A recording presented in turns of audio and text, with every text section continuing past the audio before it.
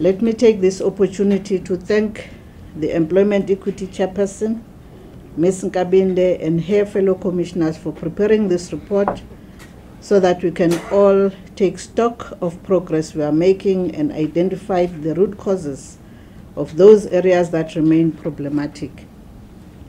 It's been the 12 months since the release of the last report, which, as expected, generated a robust debate of all kinds. I hope this one will equally trigger the same levels of robustness in the national discourse. But I also want to clarify the issue of a report, because in certain corners some people think that we just sit down and come up with this report. The report is submitted by the CEO of the company or the Director General of the department, whoever has submitted. We know that there are still those who continue to be critical of the continued existence of employment equity policies, even labeling it apartheid or racism in reverse. We also acknowledge those who are calling on the ANC government to strengthen the existing employment equity law. After reading this report, I have no doubt that they will find even more reasons why we still need this instrument.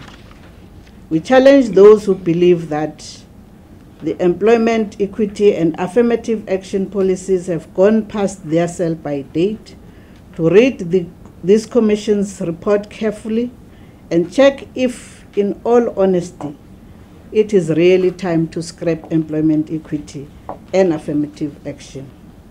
Do they truly believe that we have achieved what the Act was set out to do? If in doubt on how to respond to this question, reading this report will help them to understand that they are called to scrap affirmative action, and this Act is upset and premature at best. Let us recall that introducing employment equity was for all intents and purposes a recognition that South Africa comes from an ugly past where discrimination was the cornerstone of social and economic engineering.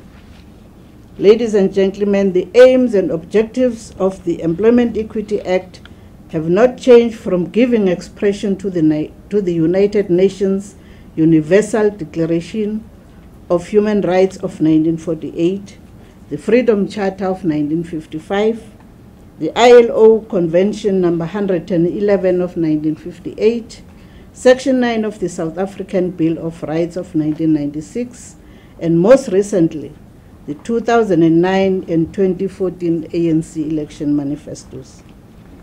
The 2014 ANC election manifesto specifically called on us to, and I quote, take steps to strengthen existing laws to ensure faster change in employment equity in all workplaces by enforcing an accelerated implementation of employment equity targets, close quotes.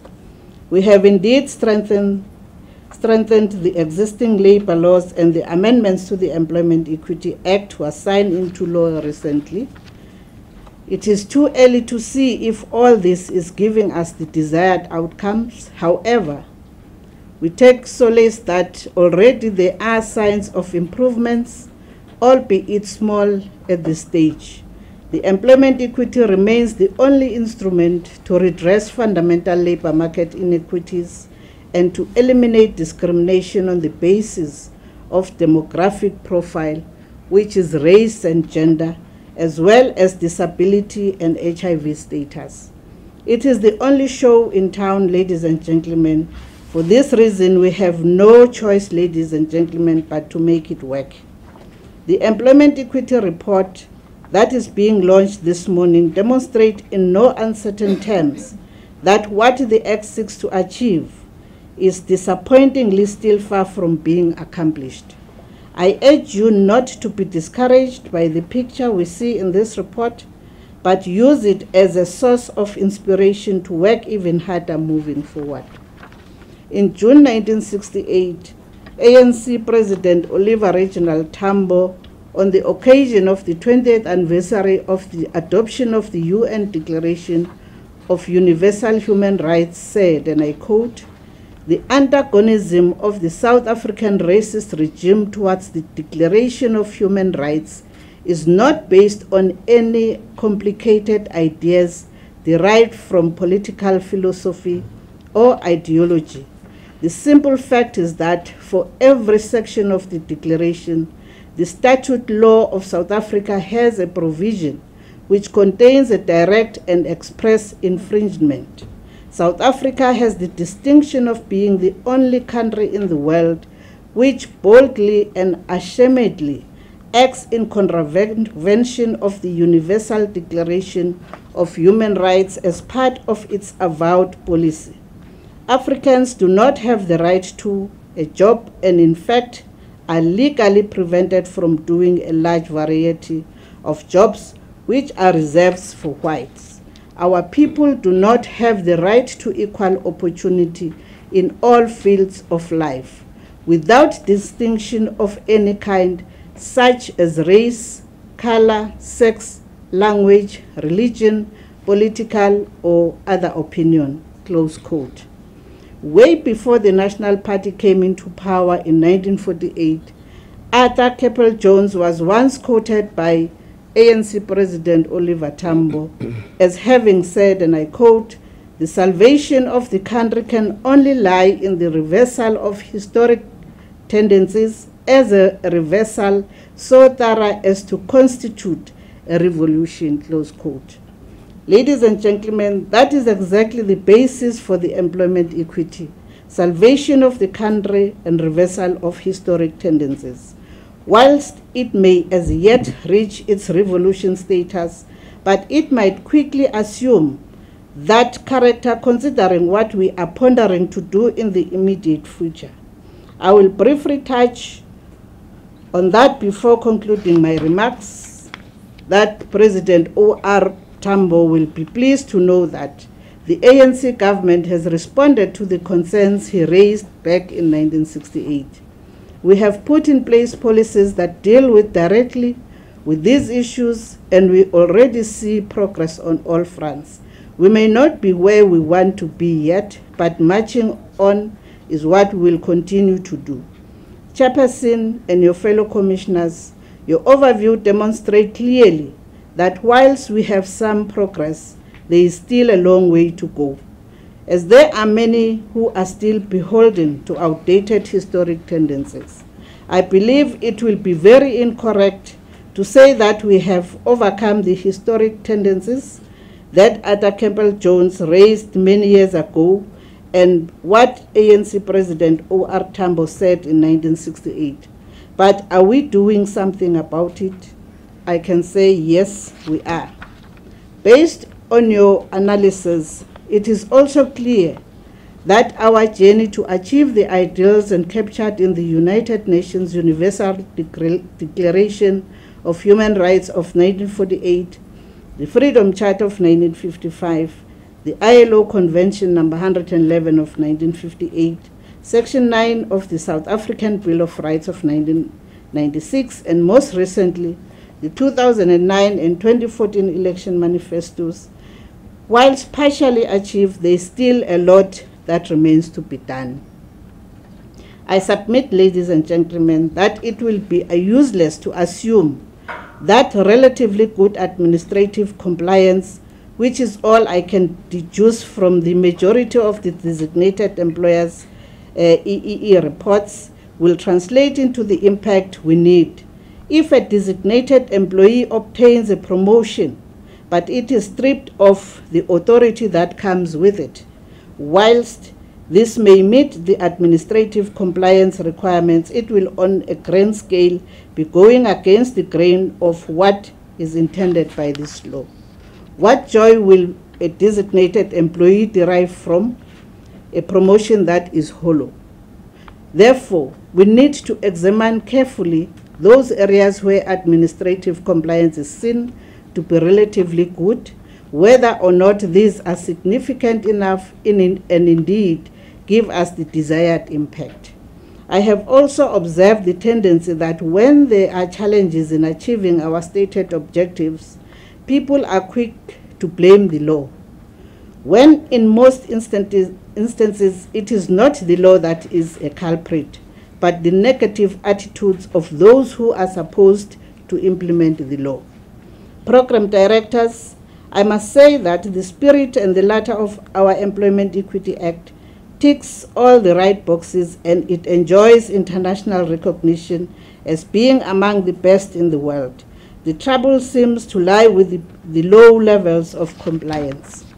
Whilst the general tendency is to blame the employers for non-compliance, I strongly believe that there are instances where workers unwittingly add to this problem through complacency. There have been cases where some workers seem to have no clue about the content of employment equity plans and reports that are submitted by their employers to the department. This raises fundamental questions such as: 1, do workers really co-craft these plans and co-sign the final reports before they are submitted to the department? 2, do workers' representatives monitor compliance by their respective employers? If so, to what extent are they taking full advantage of the recently introduced amendments? Chairperson, I call on workers to be vigilant by ensuring that they truly scrutinize the equity plans and reports before being submitted to the department. Workers must be extra eyes and ears of our inspectorate and the commission and report things that appear to be violations. Workers need to understand the implications of not making time and effort to ensure that nothing about them without them is allowed to go unchecked. On the other hand, the designated employers must understand that the Commission and our inspectorate are not only there to enforce legislation, but they are also there to assist those designated employers that need assistance in order to comply. This does not apply to those who choose to hide with the hope that they will not be caught out. Let it also be known that repeat offenders and those who choose not to seek help in order to comply will not be spared. Another source of grave concern from where I sit is that the ILO, all social partners, that is business, labor, and government, will agree on what constitutes international best practice, but when we get back home, some of them behave as if it is the first time they come across what needs to be done. It is also hard to believe that social partners will agree at NEDLAC on what must be incorporated in the legislation, but do very little to walk the talk thereafter. For example, we have all agreed at the ILO to promote equal opportunities for women and men in pursuit of decent work, which simply means fairly paid, productive work carried out in conditions of freedom, equity, security, and human dignity. Yet there is very little evidence that these are being pursued with agency. Let me once again take this opportunity to thank the chairperson and her fellow commissioners for their work and the effort that has gone into compiling this analytic report. Your data analysis leaves the critical areas that require urgent attention, and as such, we will not be shooting in the dark, proverbially speaking, in our endeavors to find solution. I must point out, however, that the report once again points the painfully slow pace of transformation in South Africa labor market, and black people, women, and persons with disabilities remain underrepresented in all aspects of the Employment Equity Act. It also mirrors what seems to be a glaring lack of appetite for transformation. It is concerning that there are just too many JSE-listed companies that are completely ignoring the law.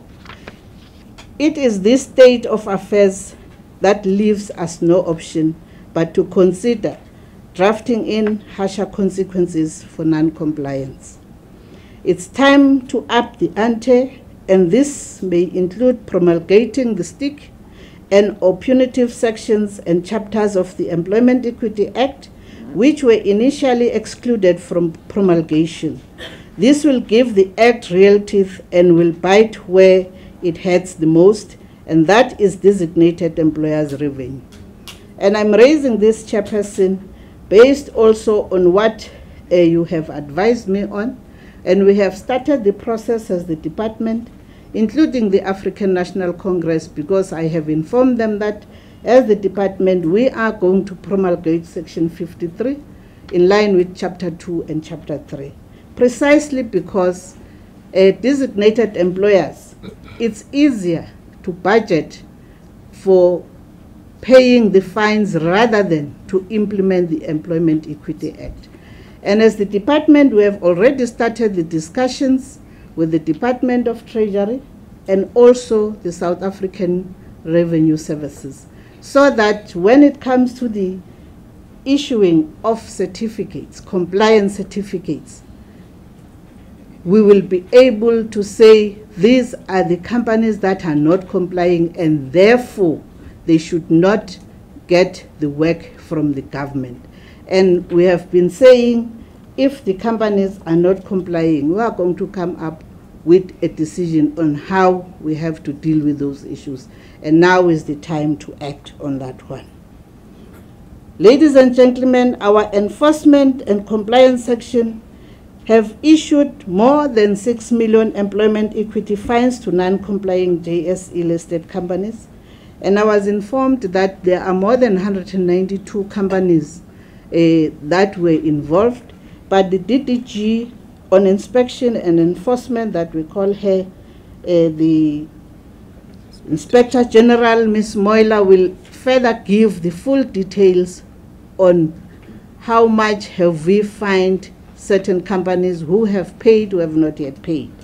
Whilst we can claim with pride that most of what ANC President Oliver Reginald Tambo grieved on in 1968 have been achieved, today through the Employment Equity Act, our people do have the right to equal opportunity in the workplace without distinction of any kind, such as race, color, sex, language, religion, political or other opinion.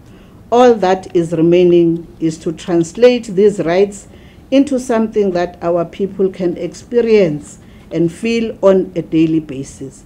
And I must say also during the CSW conference, it's only South Africa that has a legislation deals with the employment equity, which also include the equal work for the work of the equal value.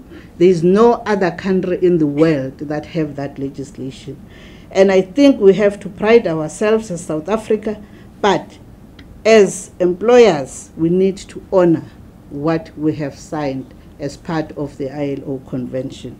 We know that this will require all of us to pull together and the Department of Labor to make extra effort to ramp up enforcement.